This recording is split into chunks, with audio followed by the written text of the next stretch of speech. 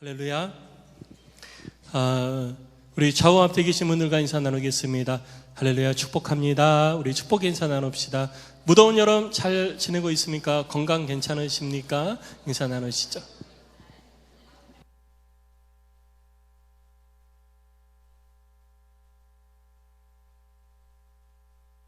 네,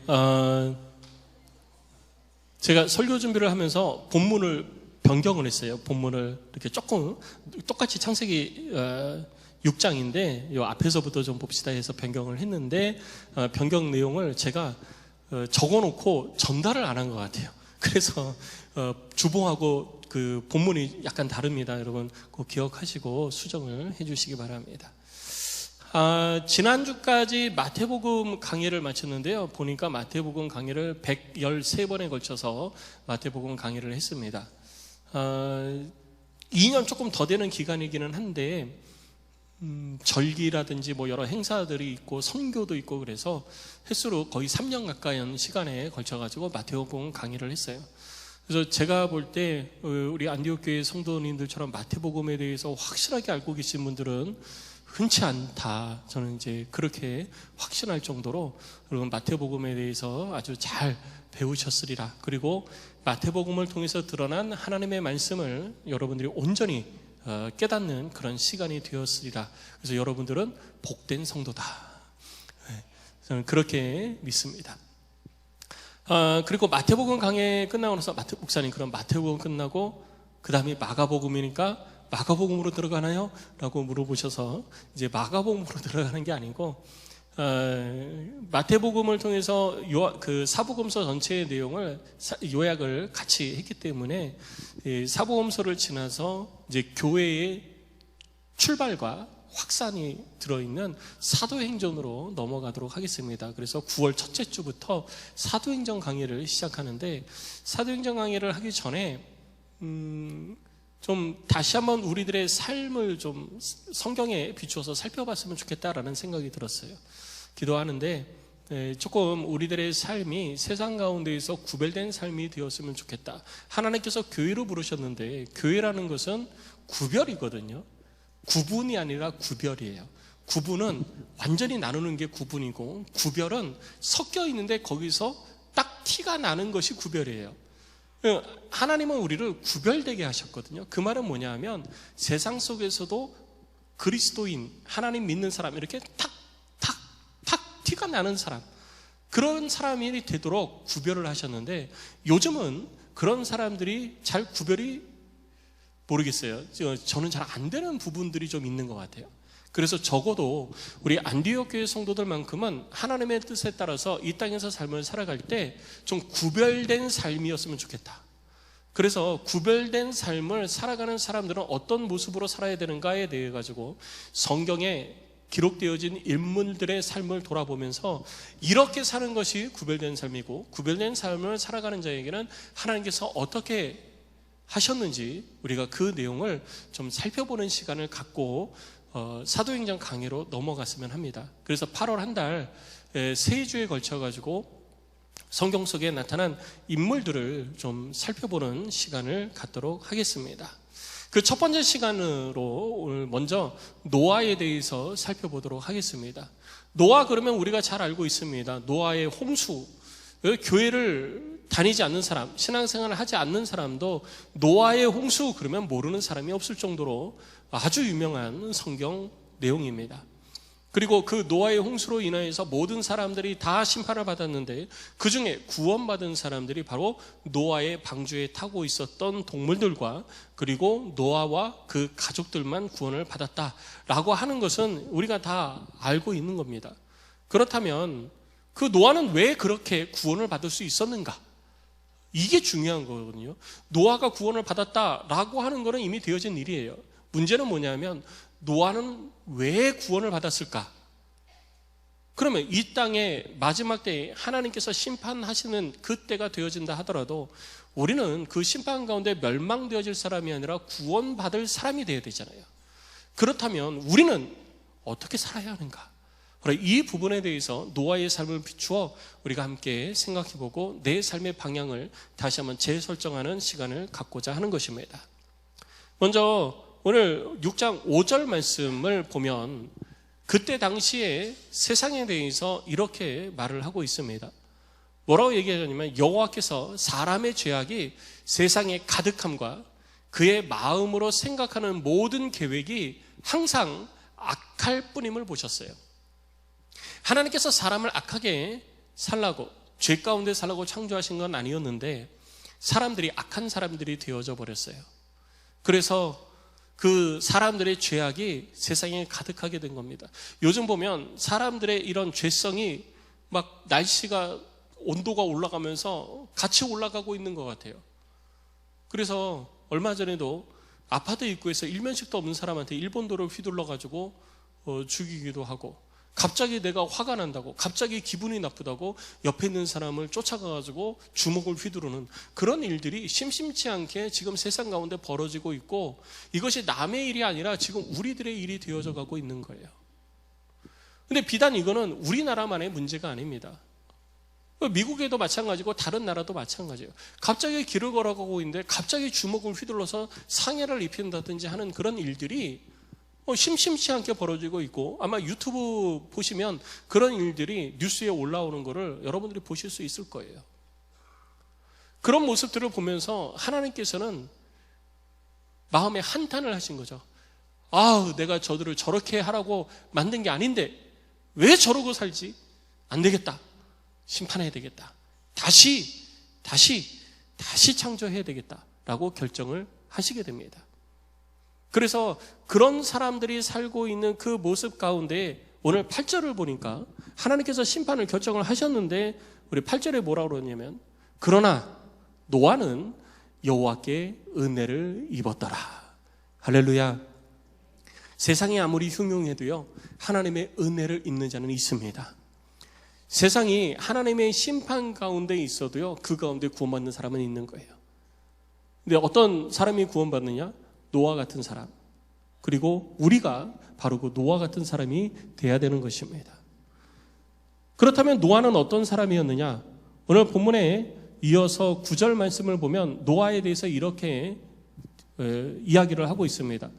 노아에 대해서 이야기할 때 이것이 노아의 족본이라. 노아는 의인이요 당대의 완전한 자라. 그는 하나님과 동행하였다라고 말합니다. 그리고 세 아들을 얘기하고 있어요. 자, 노아가 하나님 앞에 은혜를 입었어요. 그 은혜가 무엇이냐? 구원받는 은혜였죠. 세상의 멸망 가운데서 구원받는 은혜를 입은 노아였는데, 그 노아가 하나님으로부터 멸망 가운데서 구원받는 은혜를 입을 수 있었던 이유, 그것은 뭐냐면 그는 당대의 완전한 자요 의인이요 하나님과 동행하는 삶을 살았기 때문인 것입니다. 그렇다면 우리도 그런 삶을 살 때 하나님 앞에 은혜를 입는 자가 될 수 있는 거예요. 하나님이 베푸시는 은혜는 세상의 그 어떤 것과도 비교할 수 없습니다. 사람의 힘과 능력으로 얻을 수 없는 것이 바로 하나님이 주시는 은혜인 거예요. 하나님의 심판 가운데서 누가 스스로를 구원할 수 있겠습니까?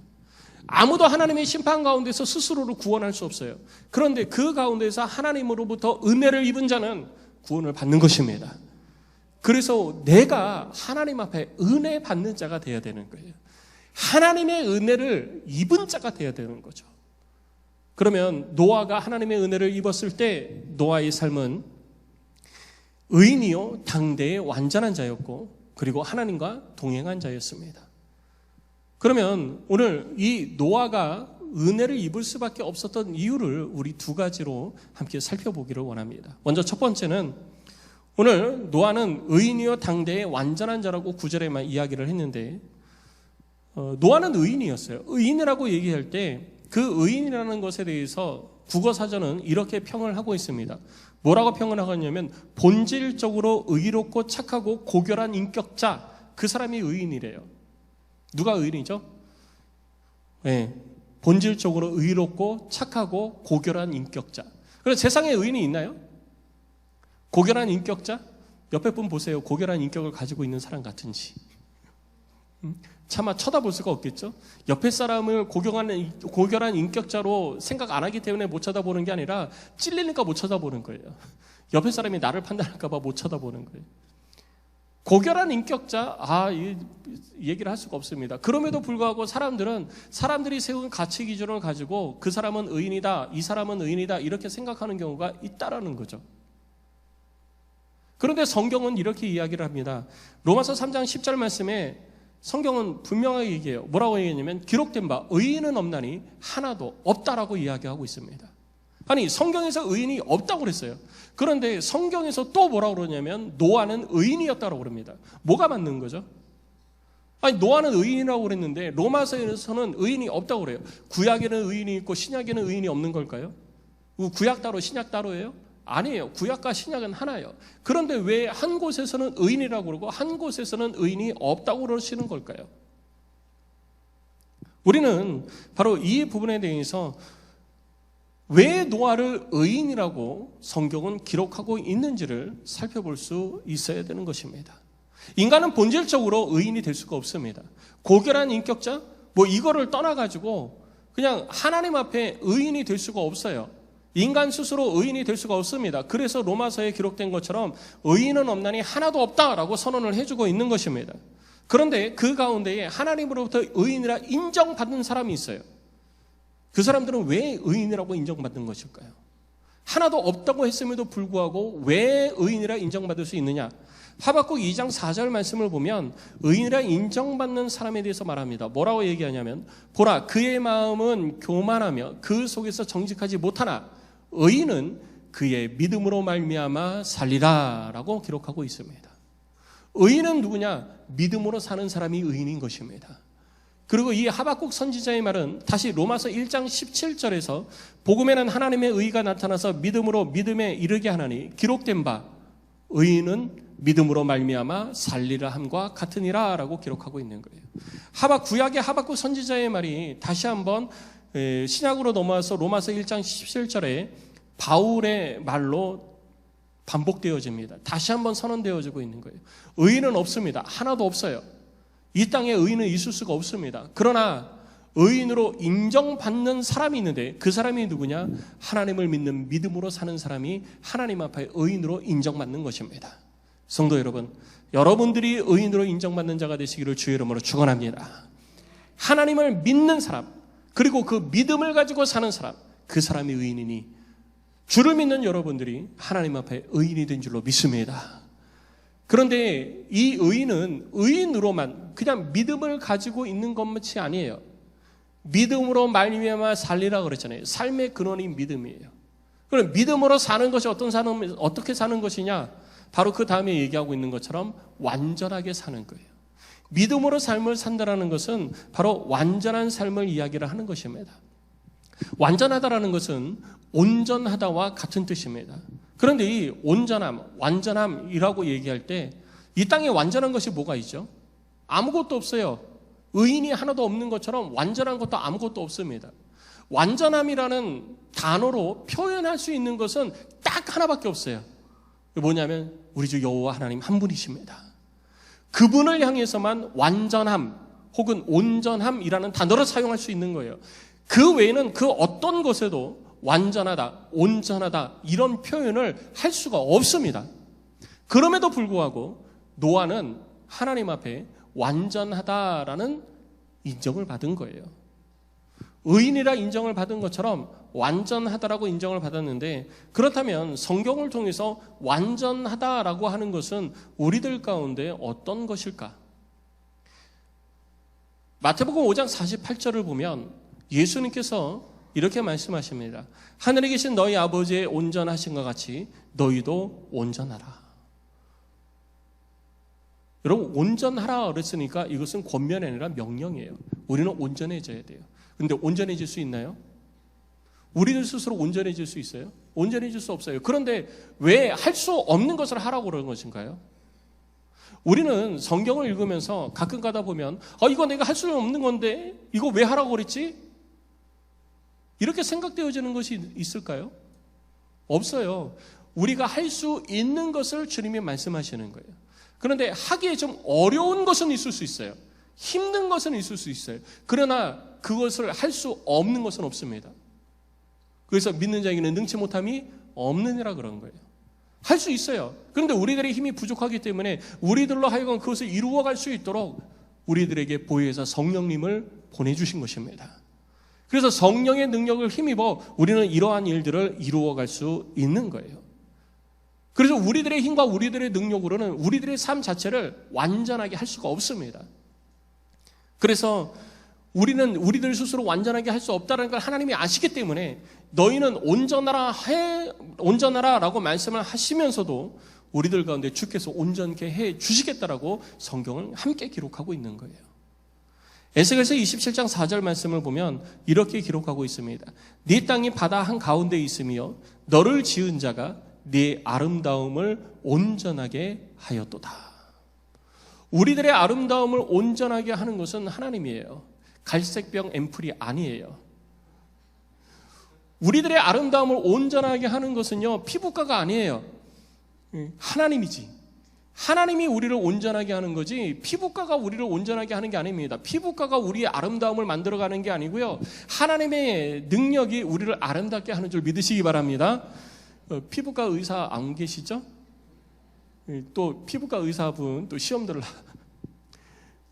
때로는 피부가 필요하죠. 그러나 그것이 우리들을 완전하게 할 수는 없다는 거예요. 더 좋게 보이게 할 수는 있죠. 하지만 그것은 우리를 완전하게 할 수는 없다는 것입니다. 히브리서 7장 25절에 그러므로 자기를 힘입어 하나님께 나아가는 자들을 온전히 구원하실 수 있으니 이는 그가 항상 살아계셔서 그들을 위하여 간구하심이라 라고 기록하고 있습니다. 우리를 온전히 구원하시는 것도 내가 아니라 하나님이세요. 우리 주님이 우리를 온전히 구원해 주시는 것입니다. 내가 아무리 노력해서 구원의 자리에 이룰 수가 없다라는 것을 우리는 꼭 기억을 해야 됩니다. 하나님이 우리를 온전케 하시는 것이고 하나님이 우리를 완전하게 하시는 거예요. 그럼 우리는 어떻게 해야 되느냐? 하나님을 의지해야 되는 것이죠. 나를 온전케 하시는 분이 하나님이시라면 우리는 하나님을 의지해야죠. 왜 다른 것을 의지합니까? 왜 사람을 의지하고 왜 기술을 의지합니까? 요즘 AI가 많이 발달해가지고요, 요즘 신세대 목회자들은 AI로 설교 준비를 한대요. 그래서 어떻게 해? 라고 제가 물어봤죠. 그랬더니 이렇게 한대요. 내가 오늘 노아에서 있는 노아에 대해서 설교를 하고 싶은데 노아에 대해서 설교문을 만들어줘. 그러면 만들어준대요. 그냥. 저도 깜짝 놀랐습니다. 그냥 만들어준대요. 쭉 해서 만들어준대요. 근데 웬만한 목회자의 연구보다 더 좋대요. 그러니 이 세상이 어떻게 되겠어요? 겉으로는 완전한 것 같이 그렇게 치장되고 포장되어지는데 그 속은 텅텅 비어있는 그런 겉모습만 번지르한 그런 빈 상자 같은 우리들의 신앙이 될 수도 있는 거예요. 그래서 우리는 항상 하나님 앞에 하나님을 의지해서 하나님이 너희는 나와 같이 완전하라 그러셨기 때문에 하나님의 완전함을 닮아가는 완전함이 우리 가운데 있어야 되는 것입니다. 그러기 위해서는 우리는 어떻게 해야 되느냐? 완전하라는 것은 한번 완전해지고 그걸로 끝나는 게 아니에요. 올림픽 우승 이번에 금메달 많이 땄잖아요. 예상했던 것보다 더 많이 땄다고 그러잖아요. 그런데 한번 금메달 땄으면 그 사람이 계속해서 1등의 자리에 있는 게 아니에요. 계속 금메달의 자리에 있는 게 아니에요. 이번에 제가 양궁을 보는데 양궁도 이번에 금메달 많이 땄어요. 근데 양궁을 보니까 제가 아는 사람들이 하나도 안 나온 거예요. 다 새 사람이야. 아는 사람이 하나도 없어. 아니 그 유명했던 그 누구 있잖아요. 지난 그 올림픽 때도 3관왕 받은 사람도 있고 막 그래요. 그래서 하도 그냥 매스컴에서 얘기를 해가지고 기억을 하고 있어요. 이번에도 그 사람 나오나 했더니 그 사람 안 나와요. 다 처음 나오는 사람이래요. 여러분 가장 꼭대기에 있다 하고 그것을 이루었다 하지만 그 이룬 것 한 번으로 끝나는 거예요. 다시 내려와야지 돼요. 그런데 완전함, 하나님 앞에서의 완전함은 한 번 이루어진 것으로 끝나는 게 아니라 그 이루어진 상태가 지속되어져야 된다는 거예요. 하나님의 완전함이 천지를 창조하셨을 때의 그 완전함으로 끝난 게 아니거든요. 그때의 그 완전하신 그 하나님께서 지금도 완전하신 하나님으로 우리들 가운데 동일하게 역사하고 계시는 거거든요. 그렇다면 우리들도 그 하나님의 완전함을 닮아가야 되는 우리들의 삶도 언젠가 한번 완전한 삶을 이룬 것으로 만족하는 것이 아니라 그 삶이 유지되어지고 지속되어져야 된다는 것입니다. 시편 18편 23절 말씀을 보면 이렇게 얘기하고 있어요. 또한 나는 그의 앞에서 완전하여 나의 죄악에서 스스로 자신을 지켰나니. 내가 완전함으로 하나님의 완전함을 이루어갈 수 있는, 내 삶에 이루어갈 수 있는 방법은 뭐냐면요, 죄 가운데서 나를 지키는 거예요. 근데 오늘 시편 기자가 뭐라고 그럽니까? 죄악에서 하나님이 나를 지켜주셨다라고 얘기하는 게 아니에요. 뭐라고 얘기하고 있죠? 죄악에서 스스로 자신을 지켰나니라고 말하고 있는 거예요. 우리는 내가 삶을 살면서 죄를 짓는 유혹에 맞닥뜨릴 때가 있잖아요. 죄를 짓는 유혹에 맞닥뜨리다가 죄를 졌어요. 유혹에 넘어갔어요. 죄를 범했어요. 그러고서 뭐라냐? 하나님이 나를 지켜주지 않아서 내가 죄를 졌다. 하나님이 지켜준 게 아니고요. 그냥 내가 연약해서 그래요. 그냥 내가 부족해서 그런 거예요. 내가 부족해서 죄를 진 거지 하나님이 나를 지켜주지 않아서 죄를 진 게 아니에요. 내가 욕심을 가지고 있고 그 욕심 때문에 내가 죄를 진 거지 하나님이 나를 지켜주신 게 아니에요. 근데 우리는 내가 잘못한 것, 내가 부족한 것을 인정하려고 하지 않습니다. 그냥 나는 완전한데 하나님이 나를 지켜주지 않았기 때문에 모든 핑계를 자꾸 하나님께 돌려요. 누가 그랬습니까? 아담이 그랬습니다. 하나님이 주신 여자 때문에 내가 죄를 진 거지 하나님이 여자를 내게 안 주셨으면 나는 죄 안 졌어요 라는 의미거든요. 아담의 후손된 우리도 하나님 앞에 똑같은 말을 하고 있는 거예요. 하나님이 지켜주지 않으셨으니까 그런 거지 하나님이 지켜주셨으면 전 안 그랬어요. 아니요. 우리들이 욕심에 이끌려서 죄를 범하는 것은 하나님 탓하면 안 됩니다. 모든 죄는 인간의 욕심으로부터 시작되어집니다. 성도 여러분, 욕심을 내려놓고 스스로 여러분 자신을 죄 가운데서 지키시기 바랍니다. 그리고 하나님 앞에 한 번의 온전함이 아니라 온전함이 여러분들의 삶이 지속되어질 수 있도록 힘쓰고 애쓰시는 여러분들이 되시기를 주의 이름으로 부탁을 드립니다. 내가 어떻게 그 죄에서 넘어지지 않고 유지될 수 있느냐? 시편 119편 1절은 이렇게 얘기하죠. 행위가 온전하여 여호와의 율법을 따라 행하는 자들은 복이 있음이요. 행위가 온전해지는 것은요, 여호와의 율법을 따를 때 행위가 온전해지는 거예요. 하나님의 말씀을 따라 성경에 기록되어진 하나님의 말씀을 따라 삶을 살아가는 사람이 그 삶이 온전하다라는 거예요. 그러니까 우리는 내 생각대로 삶을 살면 안 돼요. 내가 원하는 삶을 살면 안 돼요. 내가 하고 싶은 대로 살면 안 돼요. 하나님께서 우리들 가운데 주신 그 말씀 가운데에 내가 이루고 싶은 것들을 이루어 가야 되는 것입니다.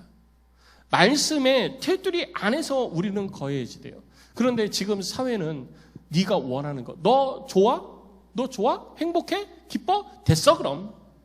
됐어 그럼. 이렇게 할 때가 많죠. 너 좋아? 기분 좋아? 됐어 그럼. 여러분 그것이 전부 다 정말로 된 걸까요? 그 이야기를 듣는 사람들은 스스로 세뇌당하는 거예요. 어떻게 세뇌당하냐? 내가 좋아하는 거면 다 괜찮아.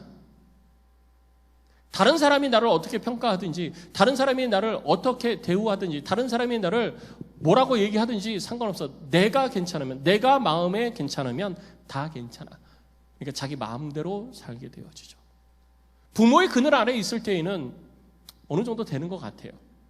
그런데 그런 가치관 속에서 성장을 하다 보니까 결국 사회 공동체 안에서 여러 가지 문제들을 발생을 시키게 되는 것입니다. 심심치 않게 우리들의 사회 속에서 나타나는 일들을 우리는 볼 수 있는 거예요. 직장 생활을 하면서도 일반적인 사회생활을 하면서도 나는 괜찮다고 생각하는데 이걸 왜 안 된다고 그러세요? 라고 하면서 갈등이 일어나게 되어지는 거죠. 조금 더 폭넓게 나만을 위한 것이 아니라 우리 모두를 위해서 필요한 것들이 어떤 것들인가에 대해서 생각하는 힘과 생각하는 능력이, 사고의 능력이 많이 줄어들고 있다는 거예요.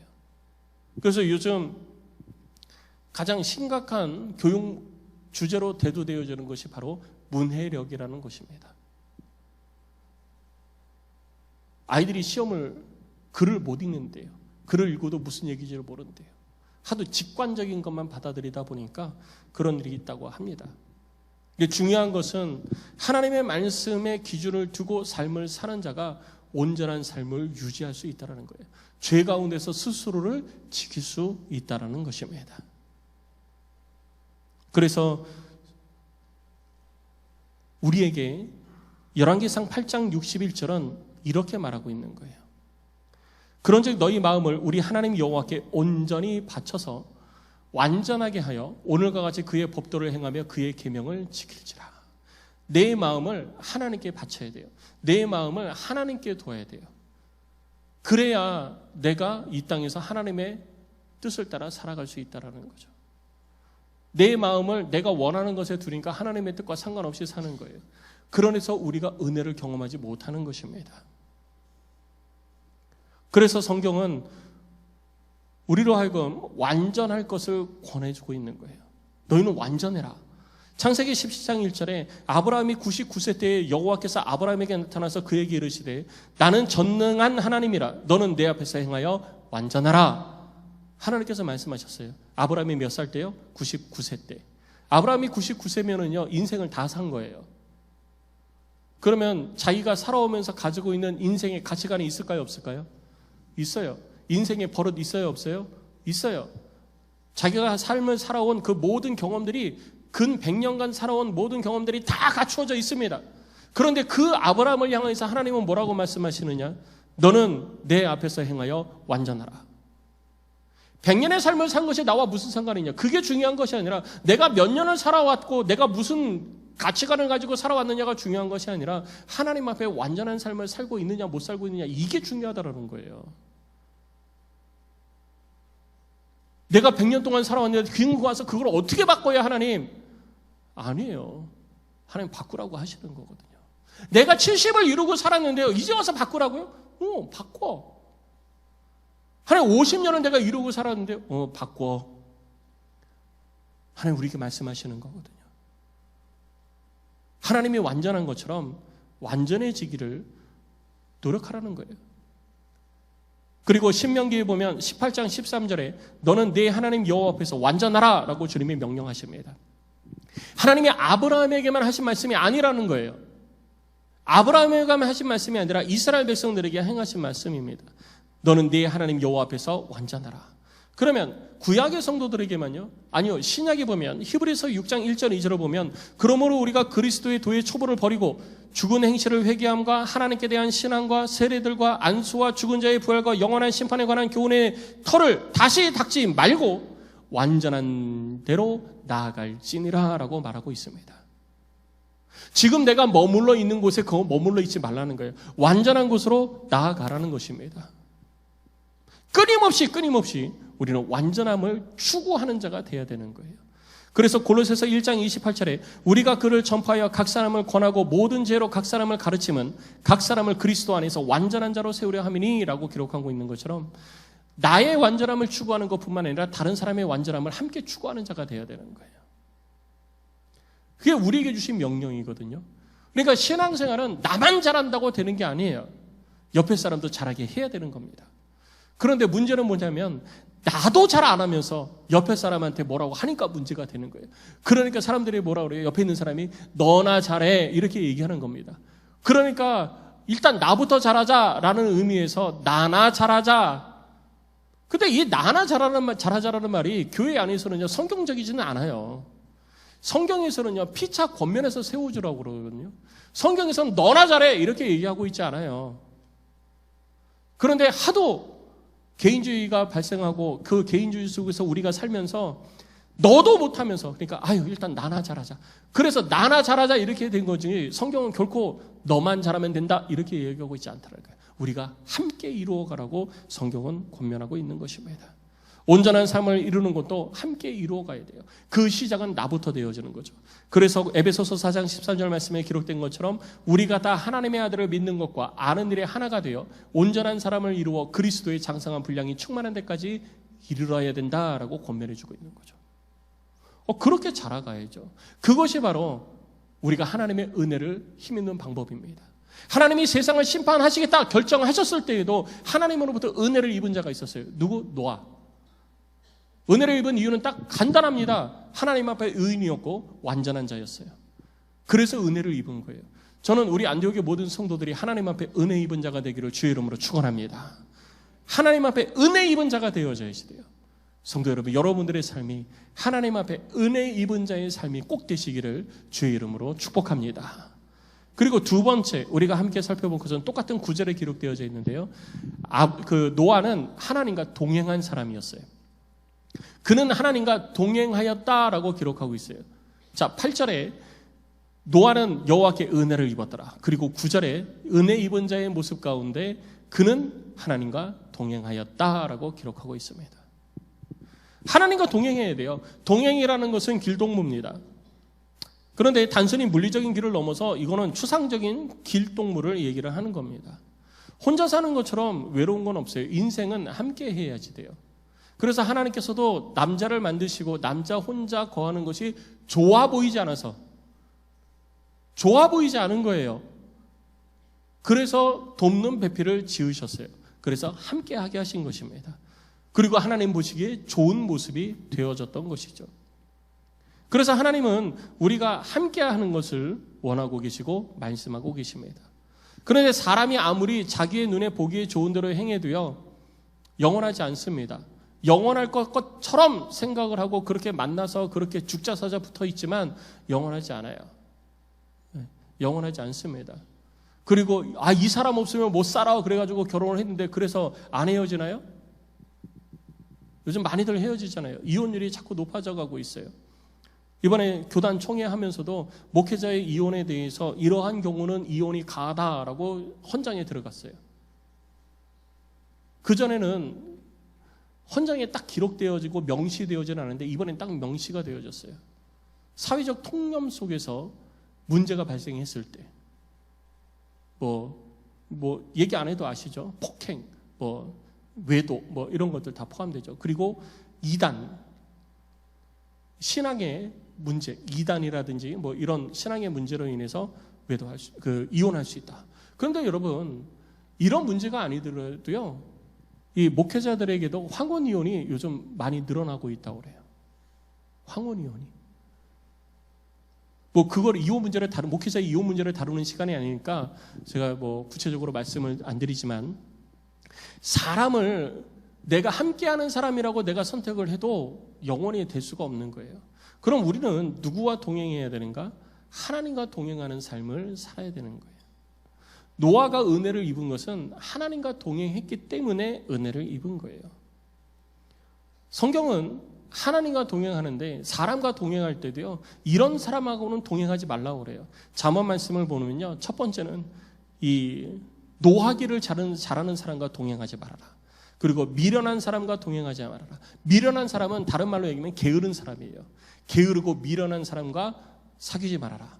그리고 간사한 사람과도 함께 하지 말아라. 이렇게 권면을 합니다. 그러니까 우리는 사람을 고를 때 이런 거 제하고 고르기도 하잖아요. 근데 중요한 것은 하나님과 동행해야 돼요.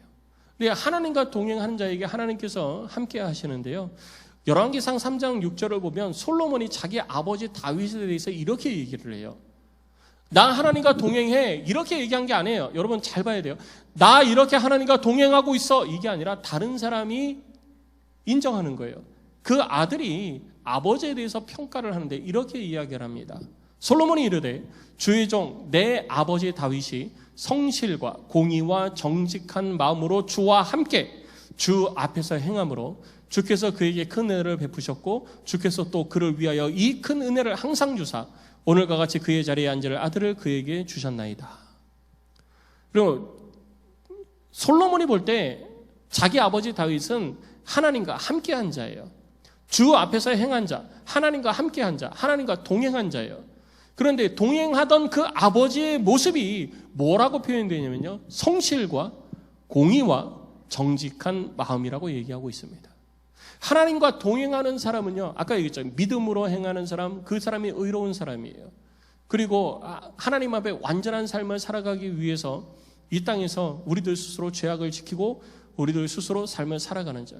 그러면서도 하나님과 동행해야 되는데 하나님과 동행하는 자의 모습이 뭐냐? 하나님 앞에 성실과 공의와 정직한 마음을 가지고 삶을 살아가는 자. 성실과 공의와 정직한 마음만 그런 가지고 있으면 되냐? 아니요. 그것을 통해서 하나님 앞에 서는 자예요. 그것을 가지고 하나님 앞에 서야지 돼요.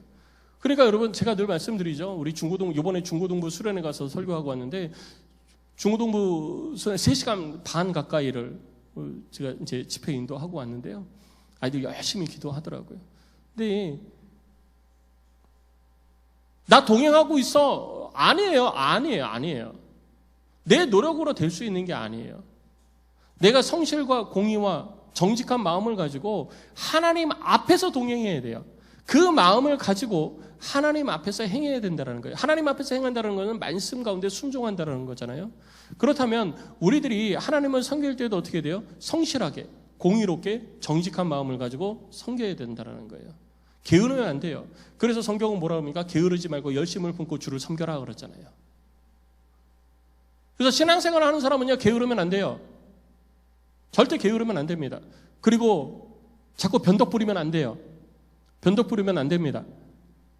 하나님 앞에 온전한 삶을 살아가는 모습이 안 되기 때문이에요.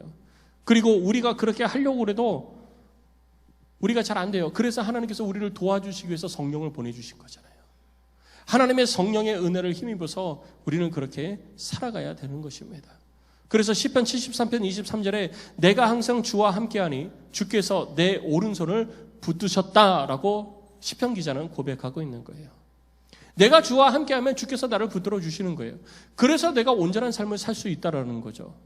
그러니까 하나님과 동행하면 하나님이 붙들어 주시는데 내가 하나님과 동행한다고 하면서 하나님과 동행하지 않으니까 하나님의 붙드심과 도우심을 경험하지 못하는 것입니다. 성도 여러분, 나 하나님과 동행하고 있어 스스로 만족하는 삶 살지 마세요. 하나님의 은혜를 경험하지 못합니다. 하나님 보시기에 완전한 삶, 그리고 하나님 앞에서 성실과 공의와 정직한 마음을 가지고 행하는 삶, 그 삶을 살아가는 자에게 하나님께서 은혜를 베푸시는 거예요. 솔로몬도 그랬잖아요. 자기 아버지가 그렇게 살았기 때문에 내 아버지에게 하나님께서 큰 은혜를 베푸셨고 거기에 대해서 더 큰 은혜를 베푸셨다라고 고백하고 있잖아요. 하나님의 은혜를 경험하기 위해서는요, 하나님과 동행하는데 나 하나님과 동행하고 있어 스스로 한다고 해서 하나님과 동행하는 게 아니에요. 우리는 착각하면 안 돼요. 예배 드리는 게 하나님과 동행하는 거 아닙니다. 내가 하나님 알고 있다고 해서 하나님과 동행하는 거 아니에요. 하나님과 동행하는 자의 모습은 주님의 말씀에 순종하는 것입니다. 그것이 하나님과 동행하는 자의 삶의 모습이에요. 예배당에 앉아 있다고 내가 은혜를 경험하는 게 아닙니다. 내가 성경 읽는다고 은혜 경험하는 거 아니고요. 내가 설교 듣는다고 은혜 경험하는 거 아니에요. 하나님의 은혜를 받는 자는요, 노아 같은 사람이 하나님의 은혜를 받는 겁니다. 의롭고 완전한 자, 그리고 하나님과 동행하는 자, 그 사람이 하나님의 은혜를 받고 하나님의 은혜 속에 삶을 살아가는 거예요. 성실과 공의와 정직한 마음을 가지고 주의 말씀에 순종하면서 삶을 살 때 우리는 하나님의 은혜를 경험하게 되는 것입니다. 신앙생활을 오래 해도요, 은혜가 뭔지 모르는 분들이 있습니다. 오늘 이 자리 가운데에도 있을지 몰라요. 내가 교회를 오래 다닌다고 해서 내가 주의 은혜를 경험하고 사는 게 아니에요.